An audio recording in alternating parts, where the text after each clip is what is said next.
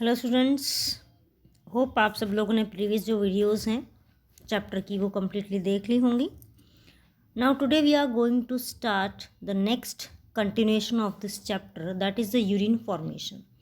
अब तक हम लोगों ने किया था कि डिफरेंट टाइप के ऑर्गेनिजम्स जो हैं वो कैसे रिलीज़ करते हैं there waste product.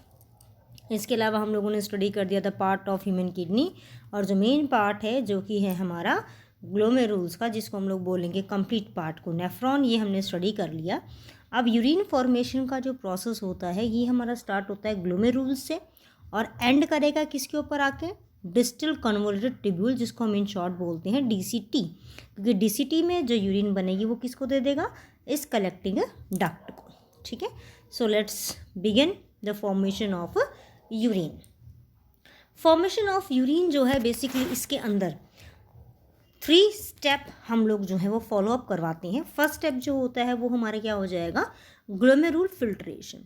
As you all know कि जो फिल्ट्रेशन का प्रोसेस है वो किसके अंदर होगा, हमारा ग्लोमेरुल के अंदर होगा, और इसको हम लोग अल्ट्रा फिल्ट्रेशन का नाम देते हैं। अल्ट्रा फिल्ट्रेशन क्यों बोलते हैं, why we called is ultra filtration, कि आप लोग ये स्ट्रक्चर देखें यहाँ पे, तो इसमें आपको क्लियरली एक दिख रहा होगा कि ये जो ग्लोमेरुल का जो स्ट्रक्चर है ये एक जिगजैग, एक मैश है, वेब लाइक स्ट्रक्चर बना हुआ है, जिसमें से जो भी चीज़ है वो बहुत ही ईजिली स्वीप होके बाहर निकलती हैं। ठीक है, यानी कि बारीक से बारीक जो चीज़ें हैं उनको ये फिल्टर करेगा according to our blood.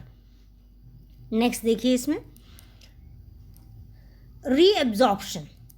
ग्लोमेरुल filtration ने जो भी चीज़ पास आउट की हैं उसमें से हो सकता है something is essential for the body also, तो वो जो एसेंशियल चीज़ें हैं उनको वापस से लेना, that is called as reabsorption. And the last part will called as the secretion, यानी कि जो बच गया जो वेस्ट है उसको बाहर निकालना। ठीक है, now we go through the glomerular filtration by very clearly line by line, because इसमें आपको लाइन टू लाइन समझना बहुत नेसेसरी होता है। फर्स्ट स्टेप क्या होता है यूरिन फॉर्मेशन का, ये होता है फिल्ट्रेशन ऑफ ब्लड, कि ब्लड को फिल्टर करना। तो ब्लड का जो फिल्ट्रेशन का प्रोसेस है it is carried out in the glomerulus and that's why it is called as glomerular filtration. अब नाउ एवरेज हमारी यूरिन जो किडनी है वो कितना बनाएगी, it is approximately an average 1100 से 1200 ml ऑफ ब्लड जो होता है ये फिल्टर करती हैं किडनी पर मिनट में करती हैं। कितने में कर रही है, पर मिनट। अगर हम पर आवर का निकालना चाहेंगे तो हमें क्या करना पड़ेगा, इसको मल्टीप्लाई कर देंगे बाय 60। ठीक है उसके बाद अगर हमें आवर्स में निकालना है तो हम उसको मल्टीप्लाई करके निकाल सकते हैं। उसके बाद देखिए कि हम लोग बात कर रहे हैं इसकी कि कितना है। अगर हम इसका कंपैरिजन करते हैं इस ब्लड का, ठीक है, जो किडनी फिल्टर कर रही है पर मिनट, ये ह्यूमन हार्ट के अकॉर्डिंग कितना है। ह्यूमन हार्ट के अकॉर्डिंग ये 1/5 पार्ट होता है ब्लड का जो वेंट्रिकल पास आउट करते हैं हमारी बॉडी में पर मिनट के अकॉर्डिंग। ग्लोमेरुल कैपिलरीज के अंदर जब ब्लड फिल्टर आउट करता है तो ब्लड फिल्ट्रेशन के लिए 3 डिफरेंट लेयर्स हैं।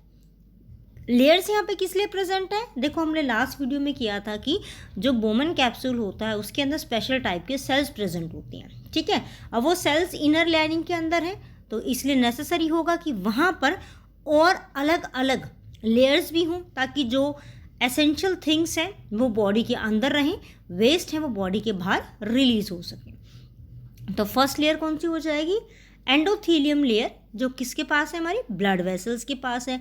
नेक्स्ट हो जाएगी epithelium of Bowman capsule, and third one is the basement membrane, जो फर्स्ट और सेकंड इन दोनों लेयर्स के बीच में आती है। ठीक है, एपिथेलियल सेल्स कैप्सूल जो हैं इसको हम लोगों ने प्रीवियस वीडियो में किया था, हम उनको नाम देते हैं पोडोसाइट सेल्स का, जो अरेंज होते हैं इंटरनल साइड पे। ठीक है, वो लीव करते हैं अपने स्पेस को, यानी कि वहाँ से कुछ वो पास आउट करती हैं, किसके थ्रू, फिल्ट्रेशन स्लिट या स्लिट पोर्स के थ्रू वो पास आउट करेंगे। ब्लड जो फिल्टर हुआ है वो इस मेम्ब्रेन्स के थ्रू फाइनली पास आउट होता है, और पास आउट क्या नहीं हो पाता, प्रोटीन जो पार्टिकल्स हैं वो पास आउट नहीं हो पाते। Therefore it is called as ultra filtration, क्योंकि जो माइन्यूट पार्टिकल्स हैं जिनका साइज म्यू माइक्रोन के इक्वल हम लोग अगर बोलें उनके इक्वल है तो सिर्फ वही पास आउट हो पा रहे हैं। अमाउंट ऑफ फिल्ट्रेट, अब ग्लोमेरुल कितना फिल्ट्रेट पास आउट कर सकता है, वो जो अमाउंट होगा पर मिनट, हम उसको नाम देते हैं GFR, ग्लोमेरुलर फिल्ट्रेशन रेट। एक नॉर्मल हेल्दी पर्सन के अंदर ये 125 मिलीलीटर पर मिनट होता है और 180 लीटर्स पर डे जो है हमारी किडनी फिल्टर आउट करती है। ग्लोमेरुल फिल्ट्रेशन जो है ये अकर होता है किस रीज़न से? इसका बेसिक रीज़न अगर हम लोग देखें तो रीज़न क्या होता है कि ब्लड फ्लो करता है किसके अंदर, ग्लोमेरुल कैपिलरीज के अंदर विद अ हायर प्रेशर, और उस हायर प्रेशर की वजह से बोमन कैप्सूल के अंदर ब्लड जो है वो फिल्ट्रेट होता है विदाउट एक्सपेंडिचर ऑफ एनर्जी, कोई एनर्जी वहाँ पे यूज़ नहीं होती। ठीक है, उसके बाद नेक्स्ट है कि हमारी जो ये GFR का जो है कि ग्लोमेरुलर फिल्ट्रेशन जो रेट हमारा बनता है, एक्चुअली ये मेंटेन कैसे होता है, हाउ दिस विल अफेक्टेड, कि भाई ये इतना ही होता है, कम ज़्यादा हो रहा है तो कौन मेंटेन करेगा। Kidney have a built in mechanism, खुद का एक बिल्ट इन मैकेनिज्म है। हम लोगों ने लास्ट में किया था लास्ट वीडियो में कि नेफ्रॉन प्रेजेंट होते हैं juxta ग्लोमेरुल apparatus.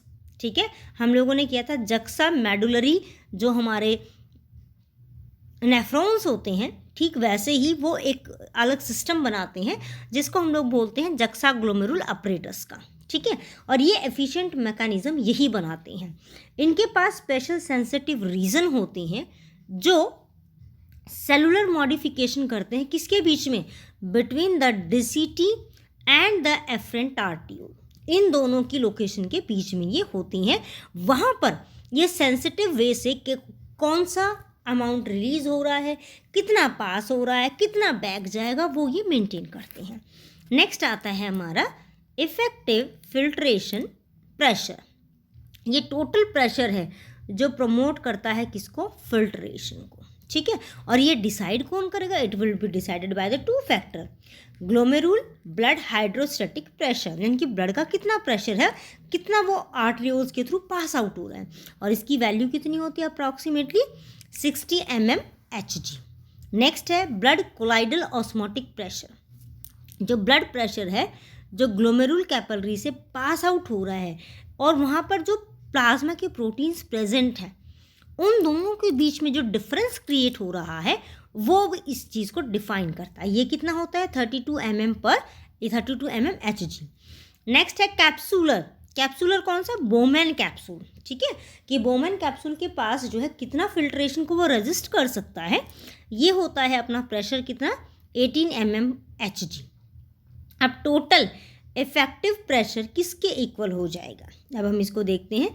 Total effective pressure किसके इक्वल हो जाएगा, हमारा जो ग्लोमेरुल ब्लड हाइड्रोस्टैटिक प्रेशर है इसमें से हमें सम माइनस करना है किसका, of blood colloidal osmotic pressure and capsular hydrostatic pressure. इसको माइनस करते तो कितना आता है अप्रॉक्सीमेटली हमारा 10 mmHg। ठीक है, ये प्रेशर बनता है हमारा ग्लोमेरुल्स के अंदर, और जब वो पास आउट होता है बोमन कैप्सुलर पार्ट के अंदर तो इतना डिफरेंस क्रिएट होता है। ठीक है, उसके बाद जो ब्लड फ्लो हो रहा है to the renal plasma part, ठीक है, जो ब्लड प्लाज्मा के थ्रू आगे पास आउट हो रहा है हम उसको बोलते हैं रीनल प्लाज्मा फ्लो। नेक्स्ट है ट्यूबुलर सिक्रीशन। ट्यूबुलर सिक्रीशन क्या होगा, जो ट्यूब्यूल के अंदर जा रहा है। ठीक है, इसको हम लोग किसका नाम देते हैं, ट्यूबुलर सिक्रीशन का। तो ट्यूबुलर सिक्रीशन जो होगा ये हमारा सेकंड पार्ट आता है किसका, यूरिन फॉर्मेशन में। ट्यूबुलर सिक्रीशन के अंदर रीएब्जॉर्प्शन चलेगा, बेसिकली जो फिल्ट्रेट पास आउट हुआ है उसका रीएब्जॉर्प्शन चलेगा और वापस रिटर्न करेगा किसको, पेरीट्यूबुलर कैपिलरीज जो चारों तरफ प्रेजेंट है हमारे ग्लोमेरुल्स के। ठीक है, और हमारे लूप ऑफ हेनले पे वहाँ पे रीएब्जॉर्ब हो जाएगा। 99% जो मटेरियल है फिल्ट्रेट का वो रीएब्जॉर्ब होता है किसके लिए, to prevent the loss of water, nutrient and ions in the body. अगर इनका अमाउंट सफिशिएंट है बॉडी के अंदर तो ट्यूबुलर रीएब्जॉर्प्शन का अमाउंट क्या हो जाएगा, लेस हो जाएगा। द ट्यूबुलर एपिथेलियम, अब ये एब्जॉर्ब क्यों होता है, क्योंकि वो किसका बना हुआ है, एपिथेलियल सेल्स का बना हुआ है। ठीक है, ये रीएब्जॉर्प्शन का जो प्रोसेस है it is quite different different क्यों है? क्योंकि ये एक्टिव मैकेनिज्म से भी चल सकता है, पैसिव से भी चल सकता है, ठीक है। अब इसमें देखिए हमारे जो सब्सटेंसेस हैं like glucose, amino acid, sodium ion, chloride ion, ये सब रीअब्जॉर्ब होते हैं एक्टिवली, ठीक है। एक्टिवली क्यों होते हैं? क्योंकि आपको पता है कि हमारी बॉडी के अंदर सोडियम एंड पोटेशियम पंप चलता है, तो वो एक्टिवली पार्ट है, ठीक है। उसके बाद नाइट्रोजन के जो वेस्टेज हैं, नाइट्रोजन वेस्ट के अंदर हमारा यूरिया आ सकता है, अदर कंपाउंड आ सकते हैं, उन सबको एब्जॉर्ब करने के लिए बॉडी कौन सा पार्ट प्रोड्यूस करती है? वो यूज़ करती है पैसिव मैकेनिज्म। रीअब्जॉर्प्शन जो होता है वाटर का, ये पैसिव सेगमेंट है, ये पैसिवली ही होगा, यानी कि वाटर के एब्जॉर्प्शन में कोई भी एनर्जी मॉलिक्यूल यानी कि एटीपी बॉडी वेस्ट नहीं करती। नेक्स्ट आता है हमारा ट्यूबुलर सिक्रीशन। ये तो हो गया ट्यूबुलर रीअब्जॉर्प्शन कि वो रीअब्जॉर्ब कैसे कर रहा है। अगला हमारा आता है ट्यूबुलर सिक्रीशन का, कि ट्यूबुलर सिक्रीट क्या करेगा हमारा सिक्रीशन के लिए। तो इसमें क्या आ जाएगा ट्यूबुलर सिक्रीशन के अंदर, कि यूरिन फॉर्मेशन के टाइम पर hydrogen ion, potassium ion, ammonia, ये सारे के सारे फिल्ट्रेट में चले जाते हैं, ठीक है। यूरिन फॉर्मेशन जब होती है तो बॉडी के अंदर आयनिक कंसंट्रेशन मेंटेन करना नेसेसरी होता है। आयनिक कंसंट्रेशन मेंटेन होगी तो एसिड बेस का जो बैलेंस है बॉडी फ्लूइड के अंदर वो भी मेंटेन होगा। कुछ केमिकल्स होते हैं जो रिमूव नहीं होते फिल्ट्रेशन के थ्रू, ठीक है, और उनको रिमूव किया जाता है थर्ड स्टेप, जिसको हम लोग बोलते हैं ट्यूबुलर सिक्रीशन। इसके अंदर हमारी आयंस हो सकती हैं, इसके अंदर हमारे सॉल्ट्स हो सकते हैं, डिपेंड करेगा कि इनमें से ऐसा कौन सा कंपाउंड है जिसकी नीड बॉडी को नहीं होती है। जब ब्लड प्रेशर और फिल्ट्रेशन प्रेशर ड्रॉप हो जाता है एक सर्टेन लेवल तक, किसी भी रीजन की वजह से, any reason it can be, कोई पर्टिकुलर रीज़न हम नहीं बता सकते, तो उस टाइम पे यूरिन जो फॉर्म होती है वो होती है सिर्फ कौन से प्रोसेस से? ट्यूबुलर सिक्रीशन से, ठीक है। तो ये हमारा पूरा कॉन्सेप्ट था आज का किसके बारे में? About the urine formation. So meet you in the next video. Till then, bye. Take care.